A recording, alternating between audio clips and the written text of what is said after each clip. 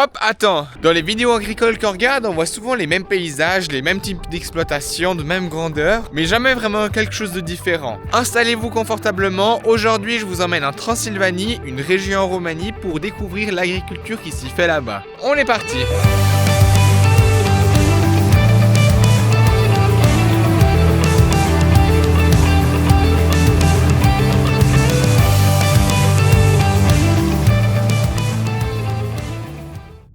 Avant tout, une petite remise en contexte s'impose. Pour ceux qui me découvrent avec cette vidéo, je fais beaucoup de vlogs sur l'exploitation familiale de mon papa. Je montre un petit peu ce qui s'y fait, j'explique le pourquoi du comment. Et je ne vous l'avais jamais dit, mais j'ai de la famille qui vient de Roumanie. À l'occasion d'un mariage là-bas, j'ai décidé de vous montrer un petit peu l'agriculture qui est propre à cette région. Alors, j'ai noté, parce que sinon je vais oublier, dans la ferme familiale, il s'y trouve 40 hectares, 22 hectares de pâturage, 13 d'herbes pour faire du foin, 2 hectares et demi de maïs et encore d'autres cultures. En tout, ils ont 27 vaches laitières qui est réparties en 2 troupeaux différents. Avec les veaux et les genisses, ils ont un total de 37 têtes. Alors attention, l'agriculture en Roumanie, c'est pas partout pareil. Là, c'est très propre à leur région parce que c'est une région qui est plutôt montagneuse. Un peu plus au sud de la Roumanie, il y a des grandes exploitations. De têtes comme ça, il y a HLG qui a fait une vidéo sur l'agriculture en Roumanie, mais là, avec des bien plus grosses machines. Comparé à la maison, l'agriculture qui s'y fait là-bas est un peu plus petite. Bon, maintenant que vous avez le contexte, on va faire un petit tour au niveau des vaches, voir si elles vont bien, si elles ont toujours assez d'eau. Ça y est, on est parti.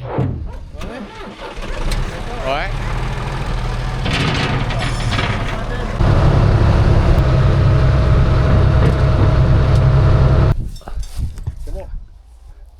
Oh, venez-le.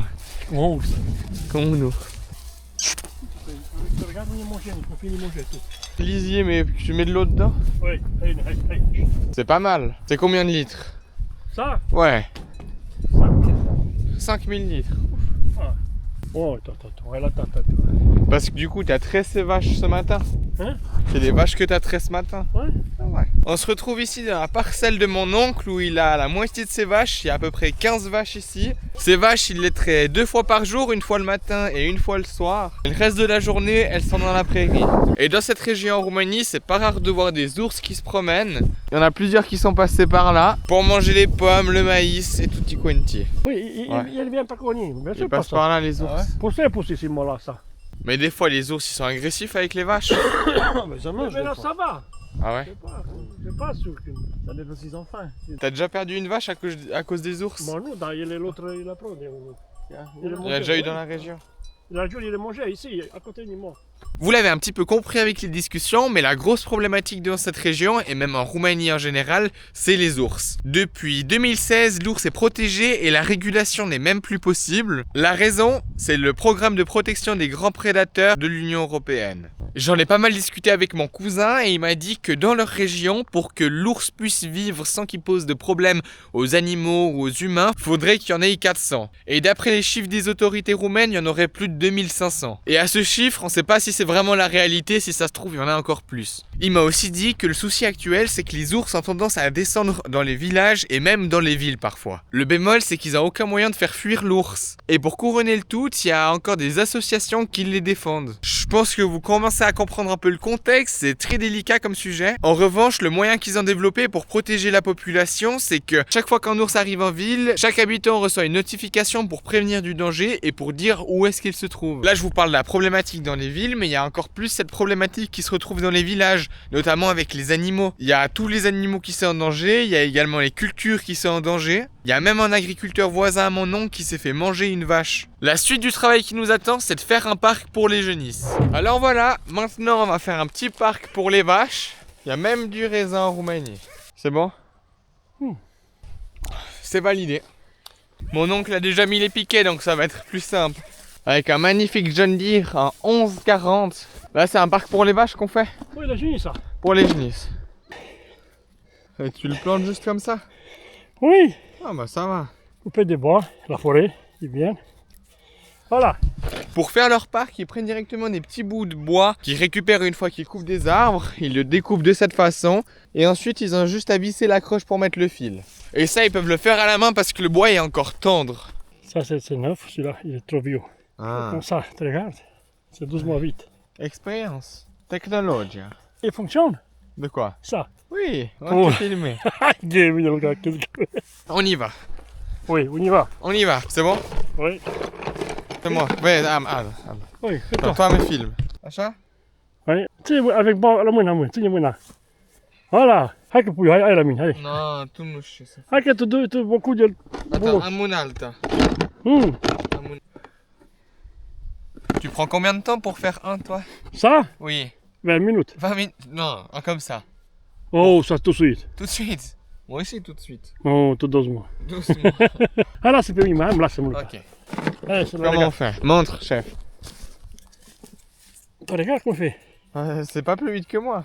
Bien sûr, c'est la force. Non. C'est la force, Luca. On a mis le même temps. Oui, tu la chat est là avec moi. Où le chat? Ouais, il y a le chat qui nous suit. Attends. Viens, viens. Il vient de contrôler, voir si tu fais bien. Ouais. C'est comme une machine spéciale. C'est toi la machine spéciale. Tu regardes qu'on fait? Ah, voilà. Faut pas dire de bêtises en vidéo, hein. Non, c'est interdit de dire des bêtises en vidéo. Ah, c'est fini? Oui. Toi, Gotat. Oh, il est lourd. Oh, ça c'est... Combien de mètres? Ah, elles viennent maintenant? Oui, il y a des bêtes qui arrivent.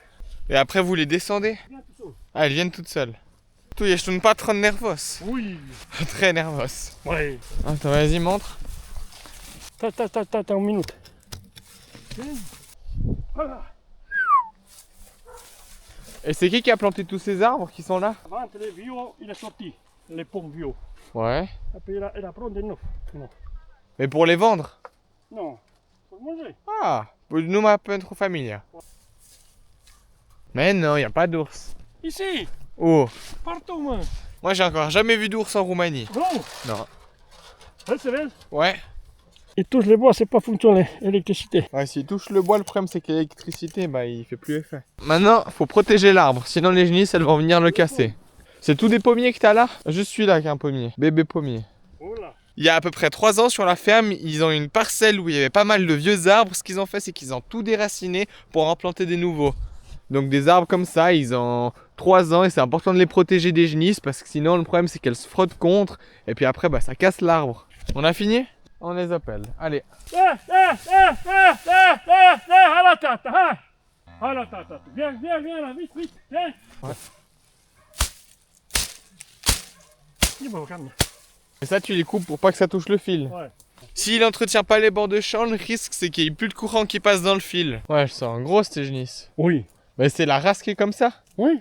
Non Ça, mais ça, tu c'est les as achetées ou bien elles viennent du troupeau? C'est l'avagement. T'as acheté? Non, Ouais, les c'était vache. vagements. C'était vache, ouais. Oui, les vaches comme celui-là, il y a beaucoup de sous. Combien ça coûte? Ça, Ouais. 2000 € plus. 2000 € pour une genisse de 2 ans? Celui-là. 2 ans et demi. Une comme ça, c'est 2000 €. Oui. Ouais. Là. Ça, c'est bon. Ah ouais? T'as goûté ça, l'autre, je sais pas. Ça, c'est bon. Je vais pas goûter maintenant, il y a de la terre. Oui. Pas, c'est bon. Je vais ramener pour ce soir. Je La ramène maison, celui-là. la maison, moi, une casse. Onde? La mata, la Maria. Oui, chef. Dus baka con la poche après moi. Voilà. Électricité Ce sera le dessert. distribuée électricité Roumanie. On y va, on redescend à la maison. J'espère que ce petit moment de convivialité avec mon oncle vous a plu. Je tiens à ajouter qu'il ne faut pas regarder cette vidéo avec un esprit critique, mais plus un esprit informatif. Chaque pays a des façons de faire différentes, ça dépend de plusieurs facteurs, y compris l'État. J'espère quand même que ce format de vidéo différent vous plaira, n'hésitez pas à me le faire savoir en commentaire. D'ailleurs maintenant, est-ce que vous entendez ? C'est l'heure de la traite, oui. Maintenant la suite, je suis au téléphone parce que j'ai plus de batterie dans ma caméra. On va chercher les vaches pour qu'elles aillent se faire traire. Donc là on est allé au parc. Et puis ici on a 15 vaches qu'on va ramener à la ferme juste là-bas. Les vaches ont déjà l'habitude, elles connaissent le chemin. Et maintenant c'est moi qui ramène les vaches jusqu'à la salle de traite. Bon ça va, il n'y a pas un gros bout à marcher. Allez, allez, on y va. Allez vite. Regarde là. À la place, il est. Elles ont toujours la même place? Oui. Ah joli.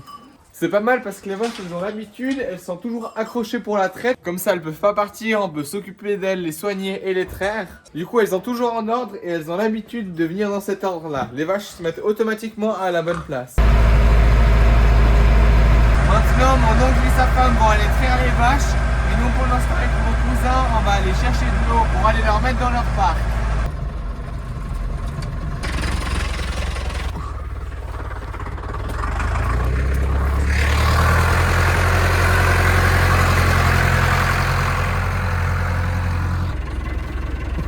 C'est compliqué. Allez, encore, ouais. C'est un petit peu compliqué d'accrocher la citerne parce que pour la lever, elle est pleine. Ce qu'on va faire maintenant, c'est pas aller la remplir, c'est la déplacer dans une autre parcelle. En plus, on est avec un indigné. On échange les rôles cette fois, c'est moi qui conduis, c'est lui qui ferme le parc. Ça fait 5 tonnes à tirer pour le tracteur et ces derniers jours, il y a eu beaucoup de pluie en Roumanie.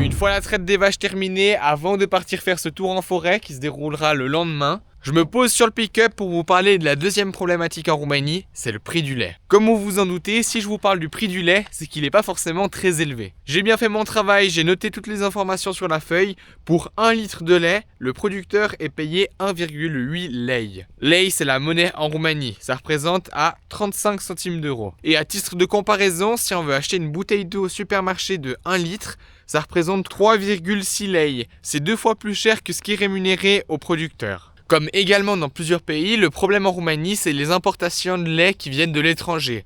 C'est drôle parce qu'on retrouve cette problématique dans tous les pays. En Suisse, par exemple, on a du lait qui vient de l'Union européenne. En France, ils ont aussi du lait qui vient de l'Union européenne où il est produit meilleur marché. Et en Roumanie, une grande partie du lait importé vient de la Pologne parce que si je vous dis pas de bêtises, ils ont des subventions de l'État polonais. Et en fait, ces subventions, ça permet d'exporter du lait en Roumanie qui coûte moins cher que du lait produit lui-même en Roumanie. Et comme un petit peu partout, il y a les supermarchés qui prennent leur marge sur la chaîne de la valeur ajoutée du lait. Maintenant, je vous l'avais promis, c'est l'heure d'aller en forêt. L'idée première, c'est d'y voir les beaux paysages et aussi, pourquoi pas voir un ours peut-être.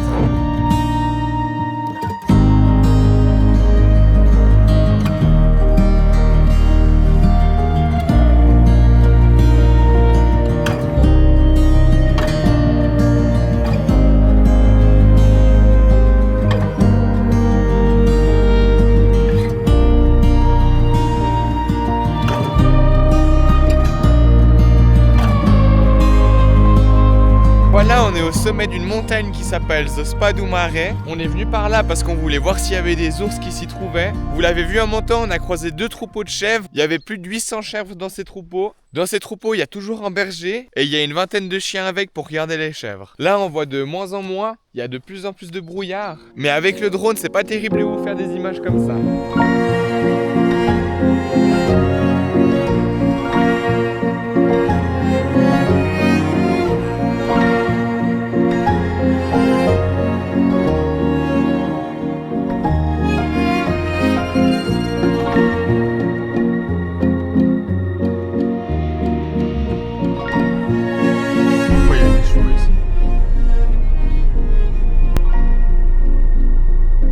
Dans cette région, il n'y a pas beaucoup de machines qui viennent pour le bois, ils travaillent encore à l'ancienne, ils ont pas mal de chevaux pour tirer le bois des forêts.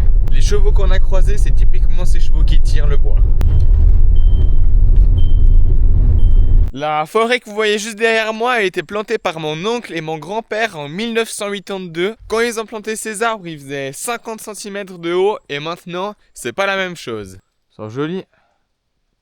C'était quand le pays était encore dirigé par le communisme, ils ont eu une équipe de 40 personnes pour planter tous ces arbres. C'était le dictateur Ceausescu qui avait demandé à replanter cette forêt. Et ici ça se voit un petit peu, il y a une structure en pierre. C'était une ancienne maison qui était bâtie au-dessus où dormaient tous les travailleurs qui venaient replanter la forêt. Au fil des années, vu que la maison n'était plus entretenue, avec la météo, elle s'est effondrée et maintenant il reste juste cette structure en pierre.